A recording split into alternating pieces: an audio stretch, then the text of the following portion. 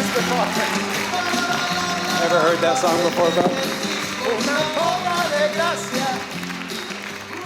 Wow. Thank you, guys. Thank you for waiting. Thank you so much. Can you believe that? I saw some of that. I'm like, okay, well, what's there left to talk about? Thank you. Thank you for putting this together because, honestly, I tell people all the time about follow your bliss. And, but it's a truth. It really is. There's just nothing like it. It's a compass that you feel inside. And you haven't even asked me a question yet.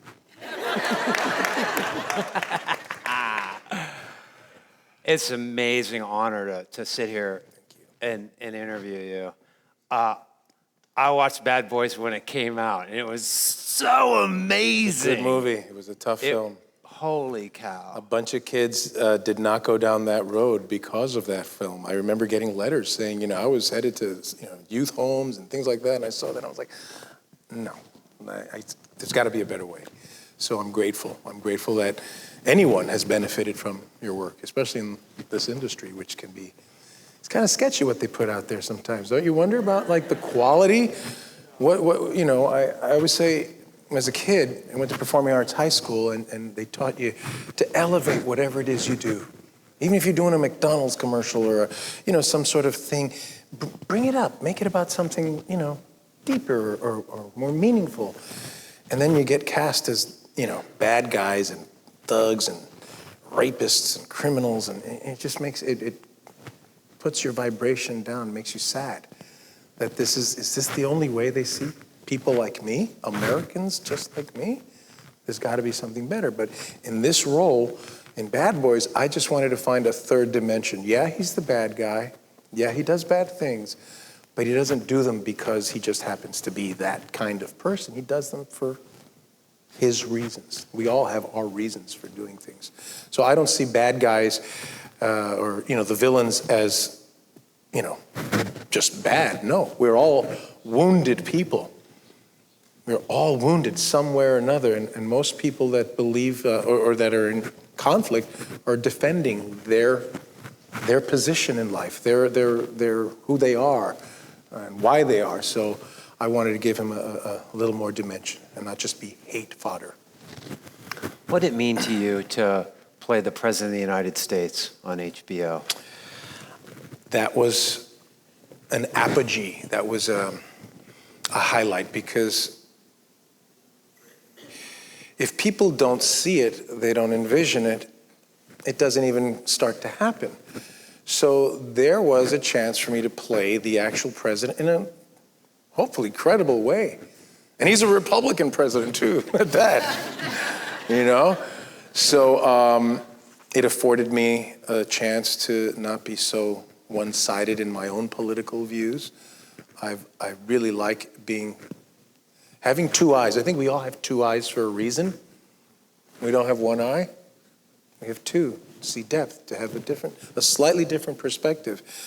That allows you to make things more three-dimensional and not just, two-dimensional, good or bad. No, we're all searching for something. And the President of the United States, I thought to myself, okay, what's left, the Pope? I'm like, wow, it's downhill from here, huh?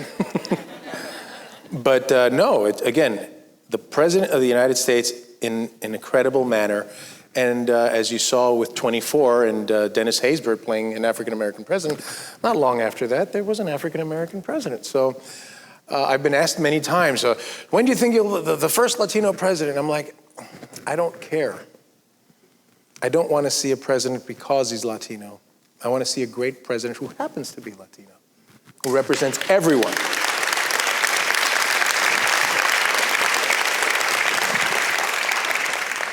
Gun Hill Road, I just have to ask, because do you guys know Gun Hill Road? Probably one of the best non-seen movies. And see Gun Hill Road. Write it down, go see it. About 4 years before its time, about a transgendered teen, actually the father who comes back from prison to find his only son. It's a very Christian, very Catholic, macho father. His only son no longer wants to be a son. And he tries to fix him. in less than artful ways. The road to hell, you know, is paved with good intentions, as they say. And this film was a godsend because it made me cry when I read it. It was from a benefactor, a beneficiary of a scholarship that Jimmy Smits, myself, and some other folks put together an organization called the National Hispanic Foundation for the Arts. And one of the people that we helped with a little scholarship, with connectivity, because that's what we're about, help people, you know, from our background, get connections in the industry. Because without connections, you know, people would rather work with a devil they know than an angel they don't, you know? So who you know is very important. And this young man said, I've got a script that's almost done. Can I send it to you? And I'm like, okay, you know, because a lot of people mean well, and it breaks my heart. I don't like saying no. I'm one of those people. I have to work on not, you know, don't be so nice to everybody. Don't give. You're going to run out. And I was like, sure, I'll read it. And it took me like a couple of months to get to it. Because when it doesn't come with a firm offer, and, you know, that's already set up, you know, okay, we read it, and I was blown away. It was a real life story that happened to his cousin. And it's one of the most beautiful portrayals of this kind of conflict, the process of the transgender teen. And we found a real transgender teen who happened to be Puerto Rican and Dominican, like the character. We had a Dominican actress play, Judy Reyes from Scrubs, playing my wife, and I'm Puerto Rican American. And I mean, everything came together. We all were from the Bronx. This was one of the most authentic pieces of independent film making that I've seen. And unfortunately, it came out in 2011. Had it come out in 2015, you'd all know the movie. Because with Caitlyn Jenner's coming out debut, it would have been very, very au courant. So in a project like that, where is your bliss? My bliss is in the authenticity. My bliss is, here's a story. Sorry to interrupt. Oh. We've been drinking Bliss all day, and we thought you might need a cup each, so here you go. Cup of Bliss. Cup of Bliss. Okay, Enjoy, bye. Bliss you, my darling. Well, I don't know how they do that, these English ladies. They're lovely. Anyway. Do you know what I mean? Like, Can you do other accents? well, I can't do all the accents in the world. Because sometimes if you do an Indian accent, they think you are making fun of them. And not all the time, you know. But that's something I love. See, people say, how did you become an actor? And I'm like, well, it's kind of natural. I'm a mimic and an empath, imagine. You know? I used to cry watching the news when I'd see a story. I remember specifically, stop phone, stop. Sorry, this is probably Spielberg? bad. Spielberg, yes. That's my shtick, and I'm sticking to it. No, what was the question again? Wait. Yes, and I'm working on my memory. I don't cry. Where does your bliss lie in making the movie? And you said empath and Yeah, I'm an mimic empath. Yeah, no, natural. but I would cry because I saw a story. I remember the story about a young mother caught in a crossfire, a criminal crossfire, and she and her kids perished. Or, you know, like, I couldn't believe, like, that's a human being. That's somebody's daughter. That's a mother. That's a sister. That's a human being. There, but for the grace of God, go you or I. How do we allow this stuff to happen? And I thought that by this time, by the year 2000, remember that? I remember that. Remember it was like 2000? Flashlights. Yes. Conan O'Brien, 3000. I was thought watching. we'd be all flying in cars, you know, like and people would be kinder. Actually, in the elementary school, I thought when I got to junior high school, people would be more mature. Okay, junior high school's a mess. Okay, but high school, this is real mature. Yeah. Okay. College, higher learning, and then Animal House comes out. Forget that. And it just seems like, you know, I feel like, God, if I do my memoirs, but I digress, will be the title. Do your memoirs, please. Please. No, I just feel like we're kept from evolving. I feel like Animal Farm is kind of real. You know, we're being farmed. Our farms are nations. And if you are a keeper, you have to keep the people at bay. Machiavelli said the the greatest enemy of any government is its own people, because they're the ones that can kick you out. So I feel like our government and our, TPB, the powers that be, have a vested interest in keeping us from evolving. Otherwise, we wouldn't need their outdated wares, their outdated medicine, their outdated thoughts, their outdated movies where every resolution is about revenge. Doesn't that annoy some of you folks out there? That you can't end it, where's the payback? And I'm like, can we evolve? Can the ship go up? And that's the thing about Bad Boys. At the end, you see Sean Penn about to stab me, and he goes down there, and spoiler alert, it doesn't happen quite like that. And that, to me, was the saving grace of that movie. And I said, okay, I'll be a bad Latino guy, because the ultimate message of that film is we've got to do better. We can't just keep killing each other in revenge over and over. An eye for an eye and a tooth for a tooth. Remember that quote? We all think it's about, you took an eye, I gotta have your eye. No. I found out later it's a call for reciprocity. In other words, if I take your eye, you can only take my eye. If I take a tooth, you can't overcompensate. You have to, the pendulum swinging further and further is only going to get us crazier. We have to know how to slow that pendulum and come back to equilibrium. So for me, to get to the question you haven't really asked me yet, bliss is equilibrium. Doesn't mean that you have to be boring and like this. It means if you go this way, go back that way, and balance it out. So what I love is harmony. My soul gets like when I just saw Tim playing, I'm so proud that here's a baller, a bona fide, baller, can switch gears and follow his bliss and see how beautiful his voice is and how authentic. I played songs for him back there and he appreciated me, and I felt like, wow. See, music is another one of my hidden kind of closet talents. And I feel like, because I'm not trained, but there's so much music inside of me. And so when my batteries are when I'm enervated, when you lose your nervous energy, some healthy people could drop dead because they've lost their nervous energy. Their mitochondria gives up. He's in shape, but no, you're worn out from the inside. You can drop just as much as anyone else. And so when I need to recharge my batteries, I love to sing, and especially harmony. I love what can happen between two voices where almost a third. Tim and I were talking about that last night. An overtone, a ghost note. It's like three people are singing when you have this heavenly harmony. I love that. I love talking about things you shouldn't talk about. Money, God, religion, those things that you're not supposed to. You're not supposed to, because most people don't know how to be civil when they do that. But if you allow for other people's different perspective and offer yours in a respectful manner, maybe you can talk about it and grow. But people, no, you know what, don't go there. And I'm like, well, my bliss is going there. We learned that at dinner last night. Oh, yeah. Hey, acting, how did you get into it? Somebody left the side door open and I just snug in. Comedy, obviously, I have to work on, but but I'm trying. How did I get into acting? I went to performing arts high school. Oh my God.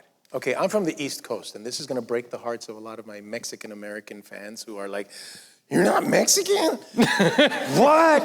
I mean, I literally saw a homie, fully tatted and everything, almost cry when I told him I was actually Puerto Rican. He's like, what? Like it ruined his worldview. And it's like, I was the Walter Mitty of my hood, my neighborhood. I had a vivid imagination. I'm an only child. When you're an only child, you don't have a lot of people to play with. You play with or by yourself.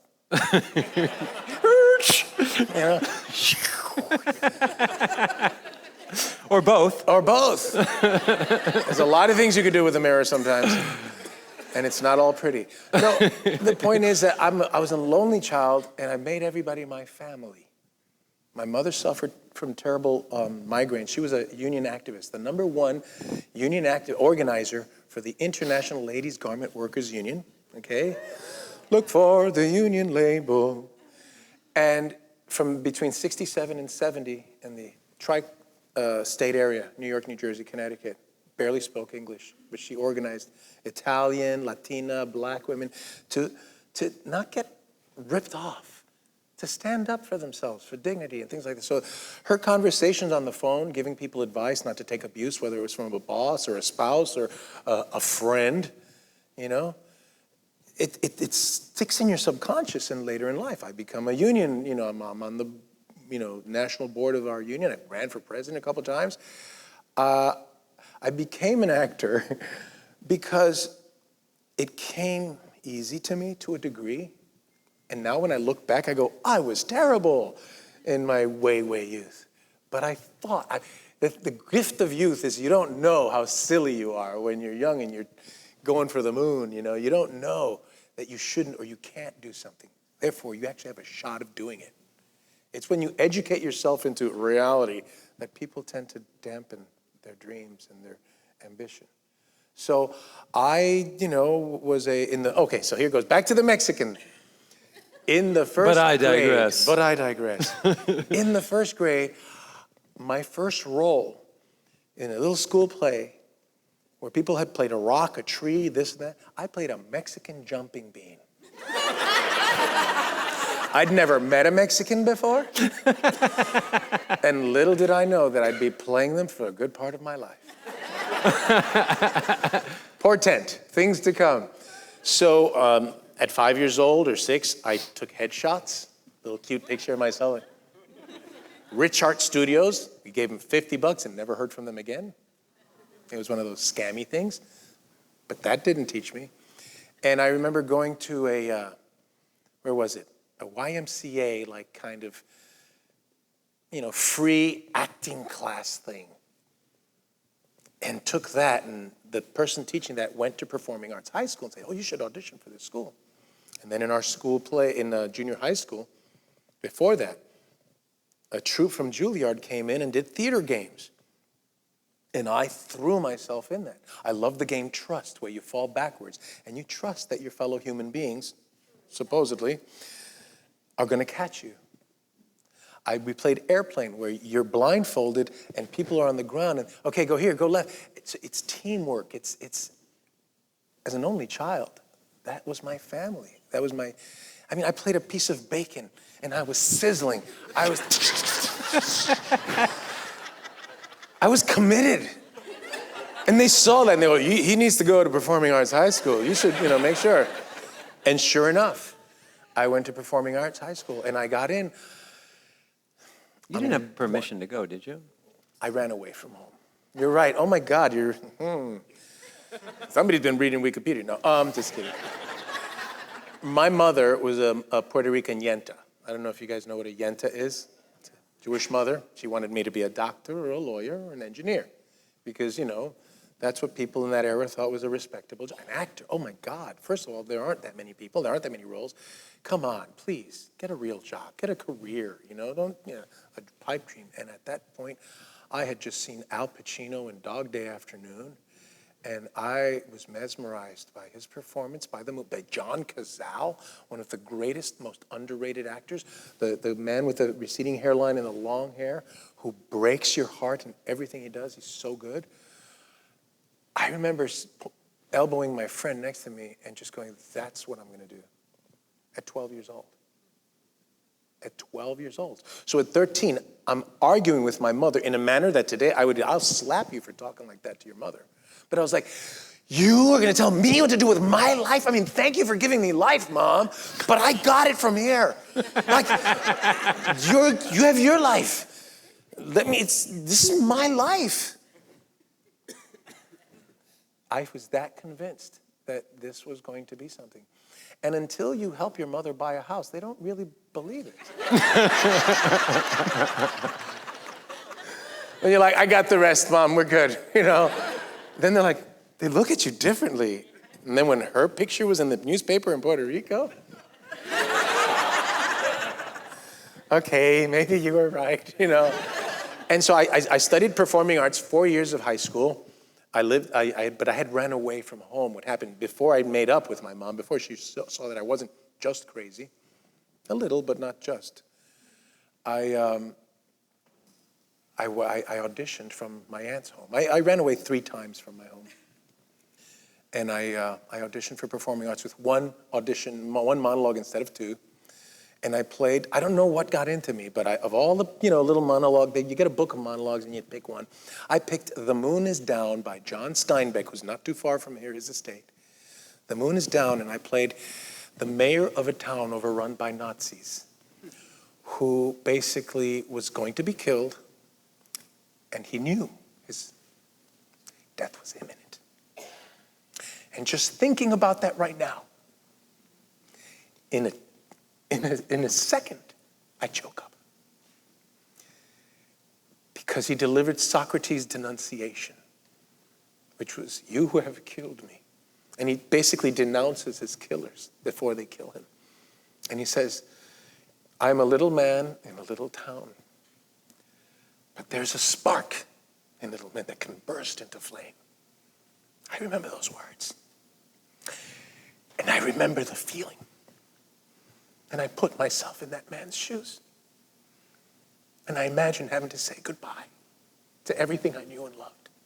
And I wasn't this good then, but it was, right now I'm trained in keeping in touch with those emotions. Because I feed my family on these emotions. They're precious to me, they're sacred. What other people run from, I run to. That's part of my bliss. I'm afraid of things, and I welcome them because I have to conquer my fear.